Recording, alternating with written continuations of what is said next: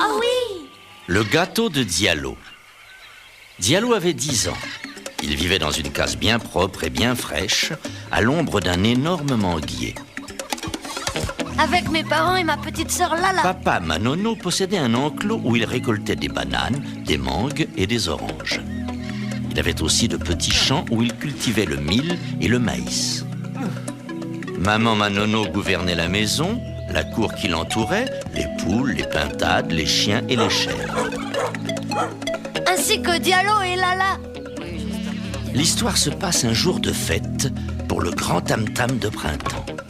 Cette nuit-là, tout le village met ses plus beaux habits. Tout le monde mange, boit, chante et danse jusqu'au matin. Maman Manono, qui est bonne pâtissière, a promis pour ce tam-tam un énorme gâteau à sa façon. Un gâteau dont on se souviendra longtemps. Papa Manono avait donné une corbeille de grains de mil, un rayon de miel, des cacahuètes et des pistaches. Maman Manono avait ajouté quelques douzaines d'œufs et des bananes. Le grand jour venu, maman Manono se leva avec le soleil pour tout préparer. Tandis qu'elle écrasait les grains de mil avec un pilon de bois plus haut qu'elle, Diallo soufflait sur le feu. Maman Manono casse des œufs dans sa grande cuvette. Moi, je fais griller les cacahuètes. Et moi, je les épluche. Enfin, maman Manono versa la pâte dans sa plus grande calebasse, la tassa, la retourna. Oh là là, le beau gâteau. Il n'est pas fini, il y manque encore le miel, les bananes et les pistaches. Elle pose le gâteau fumant sur une grosse pierre. Diallo, je dois aller à la rivière laver nos vêtements pour la fête. Veille bien sur le gâteau, que ta petite sœur n'y touche pas. Et prends bien garde aux vautours. Je ferai attention, c'est promis. Alors maman Manono posa un gros paquet de linge sur sa tête et s'en alla en chantant. Au bout d'un moment, Lala s'approcha du gâteau. Non, non, il est chaud, tu vas te brûler. Aïe, tu n'es pas gentil, tu m'as fait mal.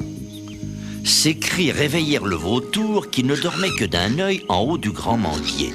Allongeant son cou déplumé, il étendit ses grandes ailes et vint planer très bas, couvrant toute la cour de son ombre.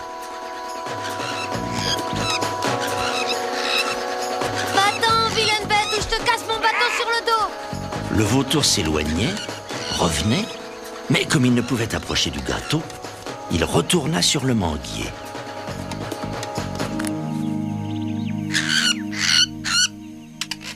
Je sais comment l'avoir, ce gâteau. Comment feras-tu? C'est facile. Je me cache derrière la case, j'appelle au secours en imitant la voix de Maman Manono. Tout le monde partira vers la rivière et toi, tu voleras le gâteau. Bravo, allons-y. Et le perroquet alla se cacher derrière la case. Au secours, Diallo. Au secours, le crocodile veut manger ta mère. Diallo, Lala et tous les voisins coururent à la rivière. Maman, courage, on arrive. Maman Manono rinçait son linge en le piétinant sur une pierre plate et nul crocodile n'était en vue. Les voisins surpris rirent d'abord de cette aventure quand soudain... Diallo, et le gâteau? Mais maman, je l'ai laissé là-bas, au village. Elle courut jusqu'à sa case suivie de tout le village. Le gâteau! Non, il a disparu. Maman Manono cria, pleura. Les voisins étaient désolés de voir son chagrin et bien ennuyés d'être privés d'un si merveilleux gâteau. Ils en dirent tant de bien que maman Manono, à demi consolée, finit par se calmer. On se souviendra encore longtemps de ce gâteau que personne n'a mangé. Personne? Pas tout à fait. Le vautour s'était réfugié dans le manguier. Il gardait jalousement le gâteau et le perroquet exigeait bruyamment sa part. Mais c'est là une autre histoire. Oh, je voudrais savoir la suite. Est-ce qu'ils ont pu manger le gâteau? Est-ce que les villageois ont renoncé à faire la fête? On cuisinait toutes sortes de plats délicieux. Les habits de fête sont propres, les enfants sont lavés, coiffés. Tout ce petit monde se réjouit. Nous aussi. Nous allons faire une fête. Et danser. Il faudra inviter des amis. Père Castor, dis-nous encore l'histoire de cette fête dans un village d'Afrique. Ce jour-là, Tout le village se prépare. à la fête du grand tam-tam, Oh, t'égoutes. Raconte-nous, Père Castor. Oh oui, la suite. Diallo et le grand tam-tam Maman Manono avait préparé pour la fête du grand tam-tam le plus beau des gâteaux. Elle l'avait confié à son fils Diallo, mais le vautour rapace, aidé du perroquet rusé, avait réussi à s'en emparer. Diallo, le gâteau! Oh non! Il a disparu!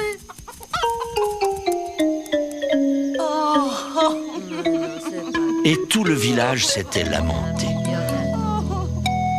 On se souviendra longtemps de ce gâteau que personne n'a mangé. Le vautour s'était réfugié dans le manguier et avait déposé le gâteau sur une grosse branche. Il le surveillait d'un œil glouton. Il l'aurait bien mangé à lui tout seul, mais le perroquet exigeait bruyamment un partage. Les oiseaux et les singes discutaient. Chacun voulait donner son avis. Finalement, le plus vieux des singes fut pris pour juge. Les jeunes singes vont construire une grande balance à l'aide de branches et de lianes. Il s'assit cérémonieusement et dirigea les opérations. Il partagea ensuite le gâteau en deux. Celui de droite est plus lourd que l'autre. Il fait pencher la balance. Il en mangea un morceau pour rétablir l'équilibre. Maintenant, c'est celui-ci qui est trop lourd. Il l'allégea d'une bonne part. Il continua ainsi, tantôt à droite, tantôt à gauche. Le gâteau diminuait à vue d'œil. Le vautour et le perroquet n'osaient rien dire, car le public admirait bruyamment. Mes amis, la pesée est un art difficile. Si vous le permettez, pour prix de leur peine, je donnerai ce qui reste du gâteau à ceux de ma tribu qui ont construit cette ingénieuse balance. Ce fut la ruée. Singes et oiseaux se précipitèrent pour finir le gâteau. Le perroquet, furieux, jacassait de plus belle. Le vautour, affamé, alla reprendre sa place, immobile sur la plus haute branche du manguier. La nuit était venue. De grands feux s'allumèrent. La fête commençait. Les villageois avaient apporté des rôtis, des ragoûts, des boulettes de maïs. Des bananes, des mangues, des Et papayes. du vin de palme. Les musiciens, assis par terre, frappaient leurs tambours et leurs balafons. Tout le village dansait. Les vieux comme les jeunes, et même les tout petits enfants qui savaient à peine marcher. Seule la famille Manono est encore dans sa case. Maman Manono, qui s'était si bien préparée pour cette fête, n'osait plus s'y montrer. Sèche tes larmes et viens avec nous. Elle avait encore son pagne de tous les jours et regardait tristement les beaux habits de la famille épars autour d'elle. Maman Manono, j'entends le son du tam-tam. Alors le chagrin fut oublié. Toute la famille fit bientôt son entrée dans la clairière. Oh, ben les voilà. Ils sont venus, bravo. Les danseurs mimèrent l'aventure du gâteau. L'un imitait Diallo, l'autre le vautour. Maman Manono trouva cela si drôle qu'elle entra dans la danse pour jouer son propre rôle. Elle eut un succès magnifique. Diallo voudrait dire quelque chose. Je voudrais bien retrouver mes voleurs, est-ce possible? Le silence se fit. Le sorcier qui menait le tam-tam prit la parole. J'en ai le pouvoir.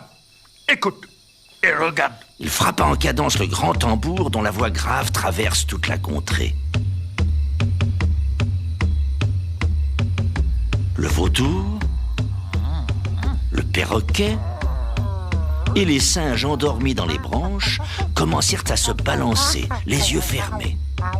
Le son grandissant, la musique les arracha de l'arbre et les entraîna toujours dansant jusqu'à la clairière. Diallo, je te livre tes voleurs.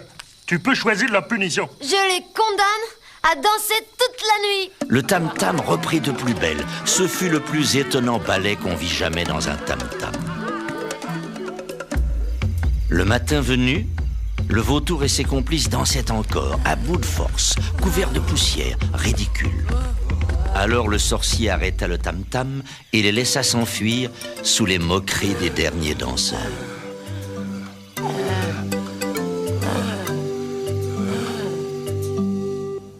Voilà une histoire qui finit bien. Les voleurs ont été punis grâce au tam-tam du sorcier. Et maintenant, si nous allions goûter sous le manguier.